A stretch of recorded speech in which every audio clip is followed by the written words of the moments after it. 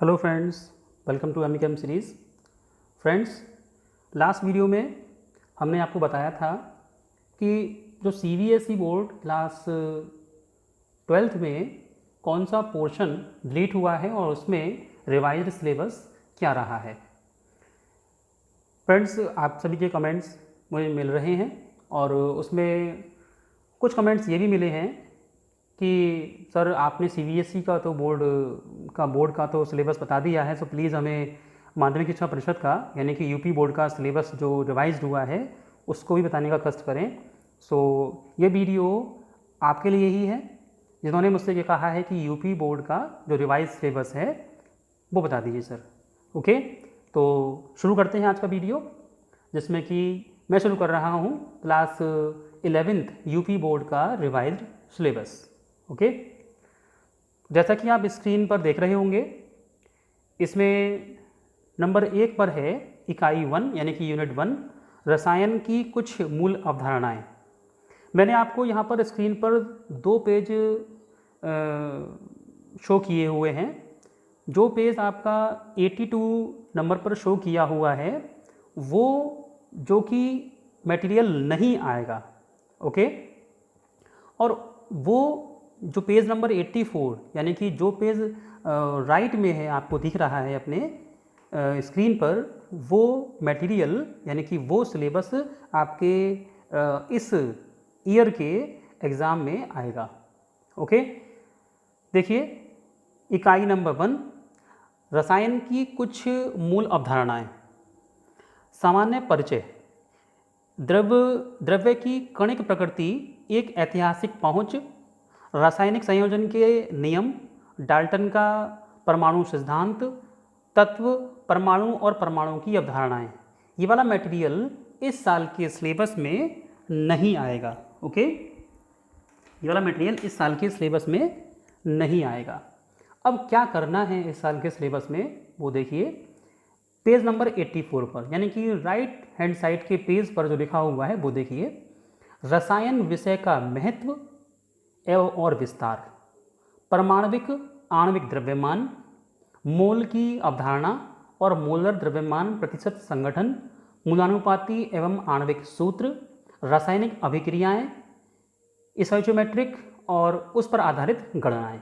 ये वाला सिलेबस आएगा जो कि पेज नंबर 84 यानी कि राइट हैंड साइड पर जो आपको पेज दिख रहा है उस पर लिखा हुआ है, और जो पेज नंबर 82 यानी कि लेफ्ट हैंड साइड पर जो पेज शो हो रहा है आपको स्क्रीन पर, उस पेज पर जो लिखा हुआ है वो आपके सिलेबस से इस साल हटा दिया गया है।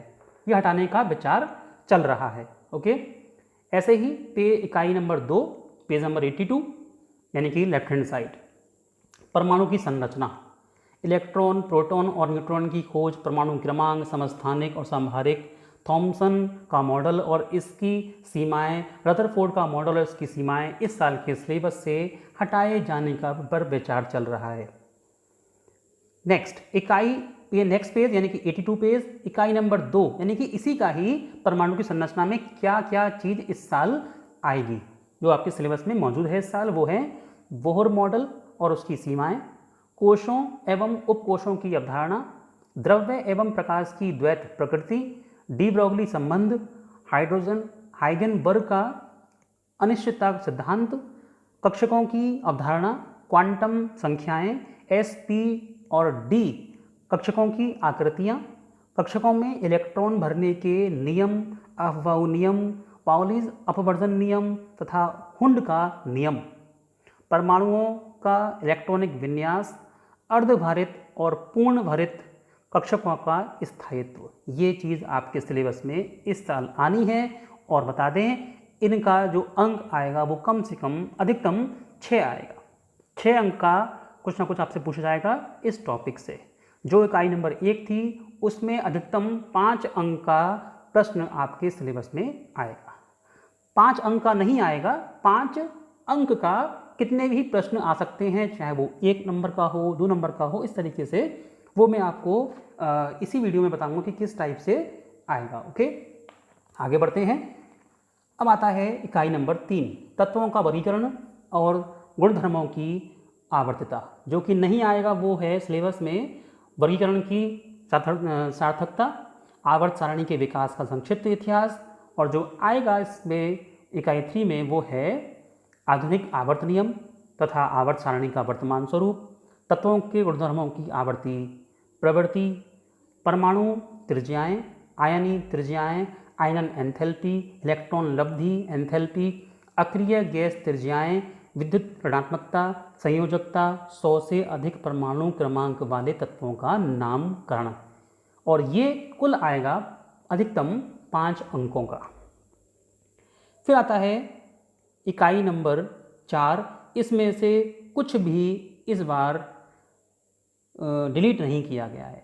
ये इकाई नंबर 4 ऐसे की ही ऐसा लगभग रख दिया गया है, इसमें से कुछ कट नहीं किया गया है। पेज नंबर 84 पर जो लिखा है इकाई नंबर 4 रासायनिक आबंध तथा आणविक संरचना, कुल 5 अंक, अधिकतम 5 अंक के प्रश्न इसमें से आएंगे और इसमें से कुछ भी कट नहीं किया गया है। ठीक है, तो मैंने इसमें आपको 84 पेज नंबर पर जो शो किया गया है, हालांकि मैं इसकी PDF फाइल का लिंक भी आपको डिस्क्रिप्शन में शेयर कर रहा हूं, आप वहाँ से इसको डाउनलोड भी कर सकते हैं। ओके, नेक्स्ट चैप्टर आता है इकाई 5 द्रव्य की अवस्थाएं, गैस एवं द्रव। गैसों का द्रवण, क्रांतिक ताप, गतिज ऊर्जा और आणविक वेग, प्रारंभिक विचार, द्रव अवस्था, वाष्प दाब, श्यानता और पृष्ठ तनाव, केवल गुणात्मक परिचय, ये टॉपिक इस साल इकाई 5 में नहीं आएंगे। अब क्या टॉपिक आएंगे इकाई 5 में वो देखिए। द्रव्य की 3 अवस्थाएं, अंतराण्विक अन्योन्य क्रियाएं, आबंधन के प्रकार, गलनांक और क्वथनांक, अणुओं की अवधारणा की व्याख्या में गैस नियमों की भूमिका, बॉयल का नियम, चार्ल्स का नियम, गैलिस्टैक का नियम, आदर्श व्यवहार, एवोगाद्रो का नियम, आदर्श गैस समीकरण की अनुभाविक व्युत्पत्ति, एवोगाद्रो संख्या, आदर्श गैस समीकरण, आदर्श व्यवहार से विचलन, ये चीज़ इस साल अधिकतम 5 अंक की आएगी। नेक्स्ट चैप्टर इकाई 6 ऊष्मागतिकी, इसमें जो नहीं आएगा वो है ऊष्माधारिता, विशिष्ट ऊष्मा, साम्यावस्था हेतु मानदंड, ये नहीं आएगा। और जो आने वाला टॉपिक है वो पेज नंबर 84 पर इकाई नंबर 6 ऊष्मागतिकी में कुल आएगा 4 नंबर का, वहाँ से आप देख सकते हैं। ओके, नेक्स्ट आता है हमारा टॉपिक यानी कि इकाई 7 साम्यावस्था। इसमें जो नहीं आएगा वो है हेंडरसन समीकरण, लवणों का जलीय गठन, प्रारंभिक विचार, ये नहीं आएगा। और जो आएगा वो है पेज नंबर 84 पर साम्यावस्था इकाई नंबर 7 के रूप में, वो आप वहाँ से देख सकते हैं। ये कुल आएगा अधिकतम 6 अंकों का। ऐसे ही फिर आता है इकाई 9 हाइड्रोजन, हाइड्रोजन का विचरण, गुण धर्म तथा उपयोग, हाइड्रोजन परऑक्साइड विचरण, अभिक्रियाएं और संरचना तथा उपयोग, ये टॉपिक इस साल हाइड्रोजन के इकाई नंबर 9 में नहीं आने हैं। सॉरी, थोड़ा सा रह गया था, इकाई नंबर 8 रह गई थी, कोई नहीं, आप देख सकते हैं उसको। रेडॉक्स अभिक्रियाएं, रेडॉक्स अभिक्रियाओं के अनुप्रयोग नहीं आना है, बाकी सब कुछ आना है, जो कि पेज नंबर 84 पर 84 पर दिए हुए हैं, जो कि है ऑक्सीकरण और अपचयन की अवधारणा, ऑक्सीकरण अपचयन अभिक्रियाएं, ऑक्सीकरण संख्या, ऑक्सीकरण अपचयन अभिक्रियाओं की रासायनिक समीकरण की संतुलित करना, इलेक्ट्रॉनिक संख्या और ऑक्सीकरण संख्या के आधार पर। ओके, अब आती है बात नेक्स्ट चैप्टर की, जो नवा चैप्टर था, जो मैंने बताया था जो नहीं आना है हाइड्रोजन के चैप्टर में, वो पेज नंबर 82 पर है, यानी कि लेफ्ट हैंड साइड पर, यानी कि बाएं पेज पर। और दाएं पेज पर जो हमारा है वो हाइड्रोजन इकाई 9 से जो आना है वो है आवर्त सारणी में हाइड्रोजन का स्थान, उपलब्धता, समस्थानिक हाइड्राइड आयनी, सहसंयोजक एवं अंतराकाशी तथा जल के भौतिक तथा रासायनिक गुणधर्म, भारी जल, हाइड्रोजन ईंधन के रूप में, ये आपका टॉपिक आना है कुल 3 नंबर का, 3 अंकों का। फिर आता है इसके बाद इकाई 10 एस ब्लॉक के तत्व, क्षार एवं क्षारीय मृदा धातुएं, कुछ महत्वपूर्ण यौगिकों का विचरण और गुणधर्म, जो कि हैं सोडियम कार्बोनेट, सोडियम हाइड्रोक्साइड और सोडियम हाइड्रोजन कार्बोनेट, साधारण नमक, सोडियम एवं पोटेशियम का जैविक महत्व, कैल्शियम ऑक्साइड, कैल्शियम कार्बोनेट एवं चूना, व चूना पत्थर के औद्योगिक उपयोग, मैग्नीशियम तथा कैल्शियम का जैविक महत्व, ये चीज़ आप इस बार टॉपिक इकाई 10 में एस ब्लॉक के तत्व में नहीं आने हैं। क्या आना है वो है वर्ग 1 एवं वर्ग 2 के तत्व, सामान्य परिचय, इलेक्ट्रॉनिक विन्यास, उपलब्धता, प्रत्येक वर्ग के प्रथम तत्व के असंगत गुणधर्म, विकर्ण समानता, गुणधर्मों के विचरण में प्रवृत्ति जैसे आयन एंथैल्पी, परमाणु एवं आयनिक त्रिज्या, ऑक्सीजन, जल, हाइड्रोजन एवं हैलोजन से रासायनिक अभिक्रियाशीलता में प्रवृत्तियां और उपयोग। नेक्स्ट चैप्टर आता है हमारा इकाई 11 पी ब्लॉक के तत्व।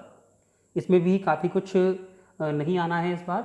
तो जो नहीं आना है वो है वर्ग 13 के तत्व, कुछ महत्वपूर्ण यौगिक बोरेक्स, बोरिक अम्ल, बोरॉन हाइड्रोराइड, बोरॉन हाइड्राइड, एल्युमिनियम अम्लों और क्षारों के साथ अभिक्रियाएं और उपयोग। वर्ग 14 के तत्व में 14 के तत्व में नहीं आना है वो है कार्बन के कुछ महत्वपूर्ण यौगिकों के उपयोग, ऑक्साइड, सिलिकॉन के महत्वपूर्ण यौगिक और उनके कुछ उपयोग, सिलिकॉन टेट्राक्लोराइड, सिलिकॉन सिलिकेट्स एवं जियोलाइट और उनके उपयोग, ये नहीं आना है। और पेज नंबर 84 पर जो दिया हुआ है पी ब्लॉक के तत्व, पी ब्लॉक के तत्वों का सामान्य परिचय, ये कुल आना है 6 अंकों का। इसमें वर्ग 13 के तत्व में जो दिया हुआ है वो है पेज नंबर 85 पर, जो कि सीधे हाथ पर यानी कि राइट हैंड साइड पर शो किया गया है। ओके, वहाँ से आप इसको देख सकते हैं। अब आता है इकाई नंबर 12 कार्बनिक रसायन, कुछ मूल सिद्धांत और तकनीकें। कार्बनिक यौगिकों का शोधन, गुणात्मक और मात्रात्मक विश्लेषण की विधियां इस बार आपके सिलेबस से हटा दी गई हैं। क्या आना है वो देखिए। ये चैप्टर कुल आना है 7 अंकों का अधिकतम, और यहाँ पर जो है कार्बनिक रसायन, कुछ मूल सिद्धांत और तकनीकें में सबसे पहले तो आपको दिया है सामान्य परिचय, वर्गीकरण और कार्बनिक यौगिकों का IUPAC नाम पद्धति, सहसंयोजक बंध में इलेक्ट्रॉनिक विस्थापन, प्रेरणिक प्रभाव, इलेक्ट्रोमैग्नेटिक प्रभाव, अनुनाद और अति संयुग्मन। साथ ही है सहसंयोजक आबंध का सम और विषम विदलन, मुक्त मूलक, कार्बोनियम आयन, कार्बोनायन यानी कि कार्बेनायन, इलेक्ट्रॉन स्नेही और नाभिक स्नेही कार्बनिक अभिक्रियाओं की क्रिया विधि, ये सब आना है इसमें। अब आता है चैप्टर 13, जो नहीं आना है आप समझ लीजिए, इसमें बहुत कम चीज़ दी हुई जो नहीं आनी है, एल्केन्स, हैलोजनीकरण की मुक्त मूलक अभिक्रिया विधि सहित दहन तथा ताप का बढ़न। बाकी सब चैप्टर 13 में से कुछ नहीं हटाया गया है, सब कुछ आना ही है, ठीक है। जैसे कि एल्केन और एल्काइन के बारे में है और इसकी ज्यामिति समावयवता है, एल्काइन के बारे में है, इनका IUPAC है, एरोमेटिक्स कंपाउंड है, एरोमेटिक हाइड्रोकार्बन परिचय, IUPAC नाम पद्धति, बेंजीन अनुनाद, एरोमेटिकता और रासायनिक गुणधर्म, इलेक्ट्रॉन स्नेही प्रतिस्थापन की क्रिया विधि, नाइट्रेशन, सल्फोनेशन, हैलोजनीकरण, फ्रीडल क्राफ्ट अभिक्रिया, एल्काइलेशन, एस्टाइलेशन और एकल प्रतिस्थापित बेंजीन में क्रियात्मक समूह का निर्देशात्मक प्रभाव, और कैंसर जनिता और विषाक्तता। ये चीज़ इस बार इकाई 13 के हाइड्रोकार्बन चैप्टर में आनी है, और इनका कुल योग रहेगा, जो अंक रहेगा वो 8 रहेगा अधिकतम। चैप्टर 14 इकाई 14 जो दिया हुआ है वो पूरा का पूरा चैप्टर हटा दिया गया है, जो कि है पर्यावरणीय रसायन। ये चैप्टर इस साल आपके सिलेबस में बिल्कुल नहीं आना है। ओके, हालांकि पेज नंबर 83 पर थोड़ा सा आपका दिया गया है प्रायोगिक पाठ्यक्रम से हटाए गए प्रयोगों की सूची। ओके, कुछ हैं, थोड़ा देख लेंगे, 1 से लेकर 4। फर्स्ट पॉइंट आपका pH परिवर्तन से संबंधित प्रयोग है, और आपका 4th टॉपिक है रासायनिक साम्य। ये दोनों टॉपिक आपके इस बार प्रैक्टिकल से हटा दिए गए हैं। ओके, अब देखते हैं कि इस जो चैप्टर में से किस प्रकार से क्वेश्चन बनकर आएंगे। ठीक है, क्वेश्चन का टाइप क्या होगा, कितने कितने क्वेश्चन लघु उत्तरीय, दीर्घ इस टाइप से होंगे, समझ लीजिए। पेज नंबर 83 पर ही दिया गया है, उपयुक्त के अनुक्रम में 70% का पाठ्यक्रम निम्नवत है। ओके, प्रश्न पत्र बनाने की योजना। नंबर 1, बहुविकल्पीय क ख ग घ ण च। ठीक है, कितने क्वेश्चन होंगे? 6। ये होंगे 1 नंबर के। कुल बहुविकल्पीय क्वेश्चन आपको टिक लगाना होगा। एक क्वेश्चन होगा, उसके 4 आपको विकल्प दिए होंगे, उन 4 विकल्प में से एक विकल्प सही होगा, आपको उस पर टिक लगाना है या उसका उत्तर अपनी उत्तर पुस्तिका में लिखना है। ओके, तो इस प्रकार के प्रश्न, बहुविकल्पीय प्रश्न, कुल 6 प्रश्न होंगे। 1 नंबर का एक प्रश्न, तो 1 गुणा 6 हो जाएगा 6 नंबर का। नंबर 2 प्रकार के क्वेश्चन आते हैं, प्रत्येक प्रश्न होगा 2 नंबर का और ये प्रश्न आएंगे 4। इस प्रकार से 2 गुणा 4 बराबर कितना हो गया? 8 नंबर। ऐसे ही कुछ प्रश्न और आएंगे 2 गुणा 4 करके, यानी कि कुल मिलाकर आपके 8 प्रश्न हो गए 2 नंबर के और इनका कुल टोटल हो गया आपका 16 नंबर। फिर आते हैं 3 नंबर के कुल 4 प्रश्न, तो 3 गुणा 4 बराबर 12 अंक हो गए। ऐसे ही 4 अंक के आएंगे 4 प्रश्न, तो ये हो गए 4 गुणा 4 बराबर 16। ऐसे ही 5-5 अंक के 2-2 प्रश्न आएंगे अलग अलग, तो इस प्रकार से क्या हो जाएगा यहाँ पर? 5 गुणा 5 10 और 10 20 हो जाएगा। कुछ इसमें दिया गया है नोट करके, प्रश्न 6 व 7 में अथवा प्रश्न भी होंगे, यानी कि जो 5 नंबर का जो लॉन्ग क्वेश्चन आपका आएगा, दीर्घ उत्तरीय प्रश्न, वो आपका कैसा होगा? वो आपका ऑप्शन में आएगा, अब अथवा करके आएगा। ओके, तो फ्रेंड्स, मैंने इसमें आपका जो PDF फाइल के लिए मैंने लिंक शेयर कर दिया है अपने इस वीडियो के डिस्क्रिप्शन में, आप वहाँ से इसको डाउनलोड कर सकते हैं। फ्रेंड्स, जो भी आपको लग रहा है कि अगर कुछ और भी इसमें रह गया है, तो प्लीज़ आपने कमेंट बॉक्स में आप इसको कमेंट करके मुझे बता सकते हैं। ओके फ्रेंड्स, अगर आपको मेरा ये वीडियो अच्छा लगा हो तो प्लीज़ लाइक कीजिए, कमेंट कीजिए, अपने फ्रेंड्स के बीच में शेयर कीजिए और शेयर करते रहिए, जिससे कि आप सभी स्टूडेंट्स को और आपके फ्रेंड्स को इसका बेनिफिट मिल सके। ओके, आज के लिए इतना ही। नेक्स्ट वीडियो में मैं क्लास 12th का जो रिवाइज सिलेबस है यूपी बोर्ड का, उसके बारे में बताऊंगा। Okay, thank you for watching video.